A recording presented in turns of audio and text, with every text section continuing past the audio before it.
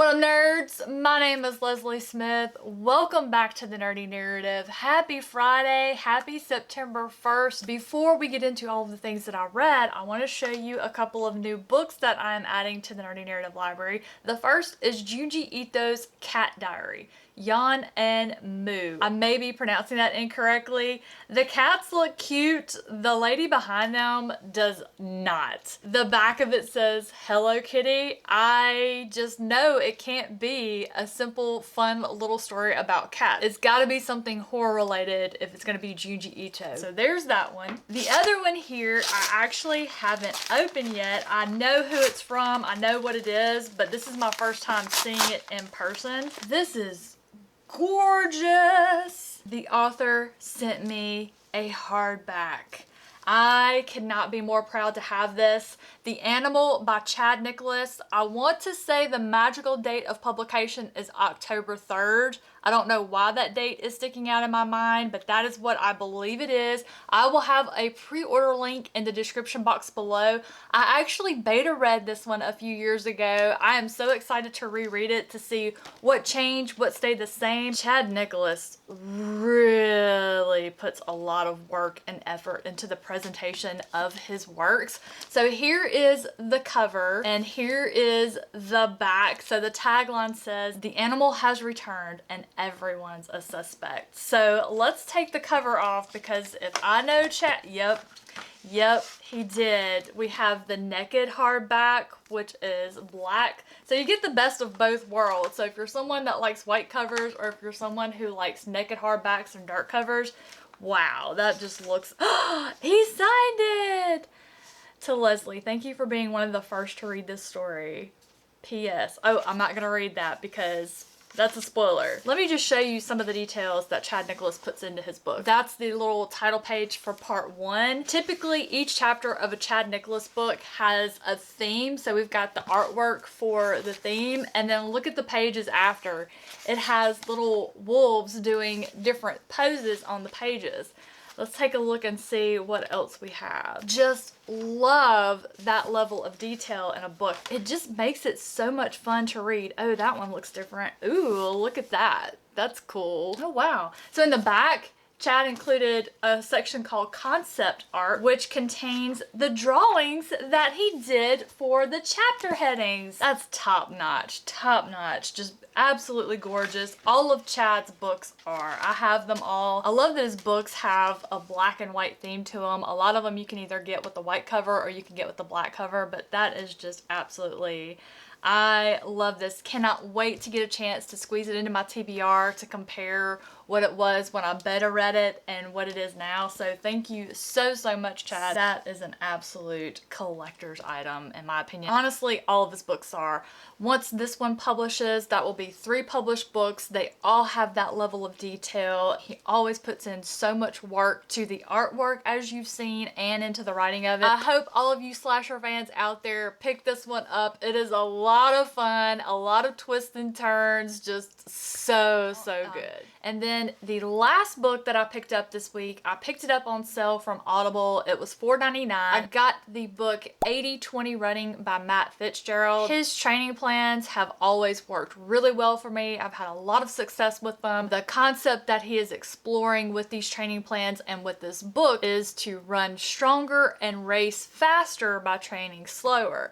All I can say is I have the 10K training plan that I'm doing right now. I got beginner level 0 and it is whooping my ass. So there is definitely something to it, or either it's just because I'm older. I'm not sure, but I want to read more and learn more about it and apply that to this training. That will wrap up the book haul segment of this video. Before we get into what I finished reading this week, I do have an announcement. As a lot of you know, I am participating on Team Bookborn as a judge for SPFBO 9. Because I do have a video where I list all of my books, I talk about the book descriptions. I will have that linked in the cards and in the description below if you want to stop and watch that. I'm not going to take the time to go into all of those. The scores were so close. For the longest time, I had 3 books that were neck and neck in scores. I used the Compile rating system where you take 7 different elements, you rate them 1 to 10, then you average them and divide it out and get your star rating. I was struggling with every book I read.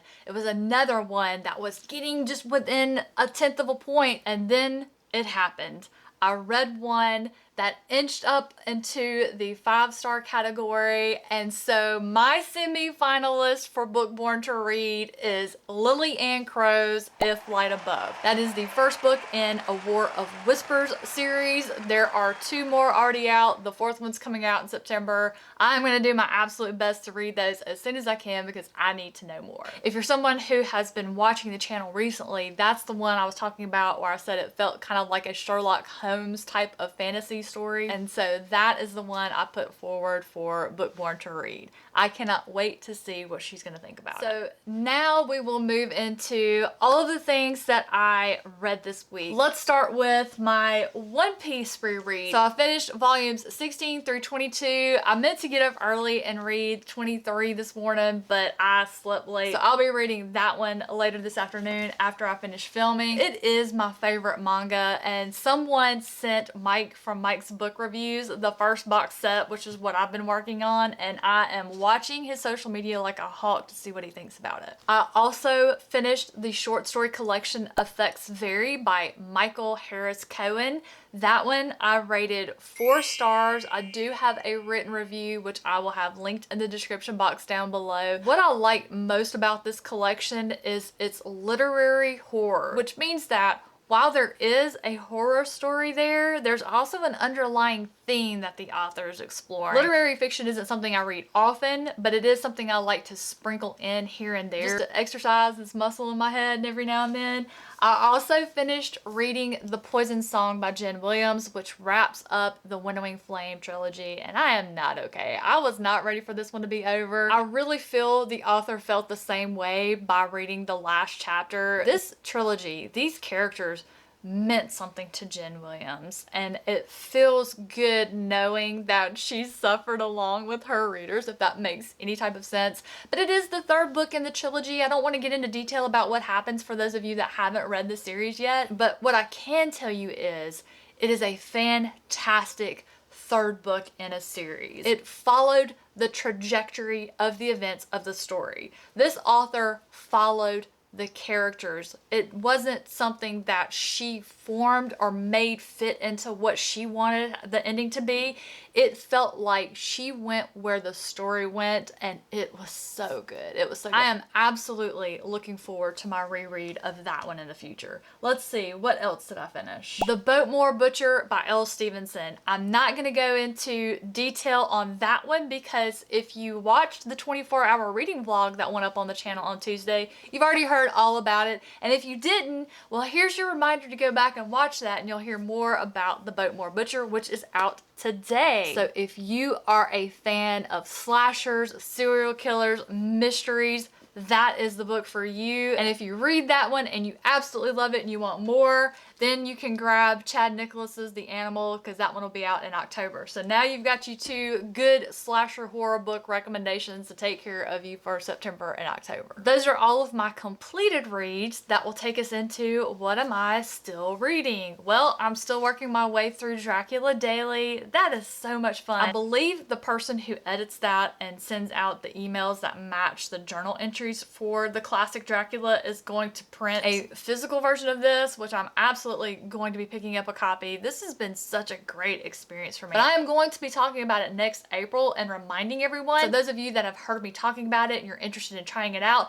I'll remind you in April because it starts on May 3rd every year. Once I finished The Boatmore Butcher, I picked up The Words of Kings and Prophets by Shauna Lawless. This is the 2nd book in her Irish fantasy series. It's the sequel to The Children of Gods and Fighting Men. It is so good to be back in this world. I do regret that I only have the physical arc. I don't have the audiobook to pair with it because the narrator was just amazing. As someone who loved watching the show The Last Kingdom, who loves watching anything related to Vikings, I just absolutely love this series. I love the history. I love the folklore. I love the magic system. I love the characters. It's so good. The way Shauna crafts this story story, the political scheming, those that are in power that want more power, and those that are aspiring to power, how they're going about getting it.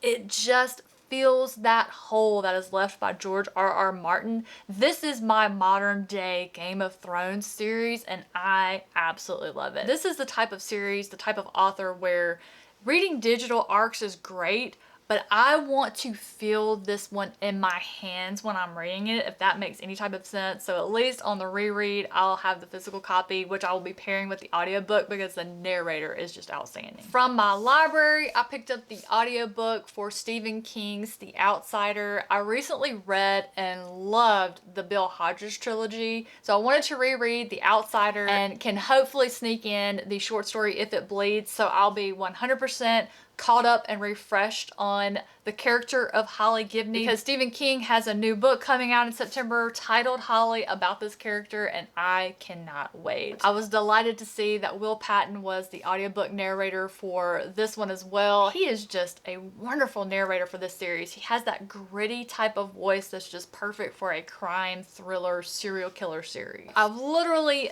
just kicked this one off and gotten it started, which will bring us to what am I going to read next when I finish The Words of Kings and Prophets. Well, I have one final volume here to read of One Piece that will catch me up and bring me to the end of Baroque works. So I'm going to finish that one later today. Now in the morning, I'm going to start a new short story collection. This is the arc for Pre-Approved for Haunting by Patrick Barb. This one is publishing very, very soon. I want to read these and talk about it and have a review so you all can decide if it's one you want to pick up for a little bite-sized horror action for the fall months. What I have read of Patrick Barb's work so far, I have absolutely loved. So I'm expecting to have a fantastic time with this collection. The big tagline at the top on the back says, "A collection of weird, dark stories and millennial anxieties." So there might be some humor mixed in with this horror. I am very excited now. I don't know what the week ahead holds as far as time, but if there is room for me to start one more book, I have the arc for Josiah Bancroft's The Hexologist that I'm going to be diving into. I have been looking forward to reading this one ever since I saw it announced. I am absolutely going to own a physical copy of this one because it is just gorgeous.